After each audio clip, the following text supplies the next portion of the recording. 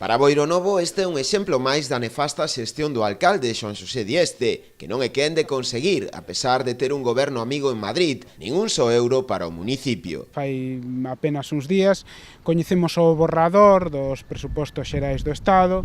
e unha vez máis Boiro pois non aparece por ningún lado, non hai fondos do Estado destinados a Boiro. En realidade van xa 7 anos nos que Boiro non aparece nos presupostos xerais do Estado,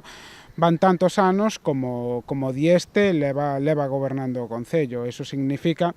que os seus compañeiros do Partido Popular de Madrid, o seu compañeiro Mariano Rajoy, o goberno do Partido Popular,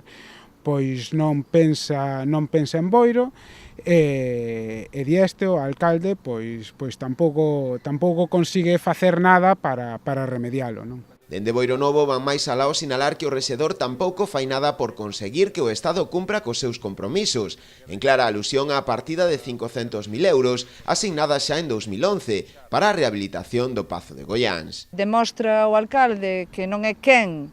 nin de recibir un novo euro máis para o noso concello, para inversións no noso concello, pero nin tan siquera é quen de exixir que se lle pague a débeda que ten o Ministerio de Cultura co Concello de Boiro, en concreto coa rehabilitación do Pazo de Goiáns.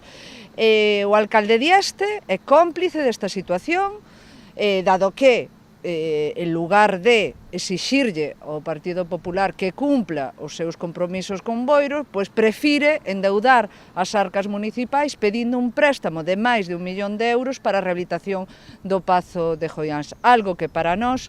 é lamentable. Pero non é o único exemplo, dende a formación apuntan a que competencias que lle corresponden ao Estado, como é o caso das recuperacións medioambientais do bordo litoral do municipio, estánse a realizar con fondos do propio Concello, cando deberan ser asumidas polo Goberno Central. Ante esta situación, Boiro Novo anunciou que presentará diversas enmendas a través do Grupo Parlamentario de Marea para tratar de reverter esta situación.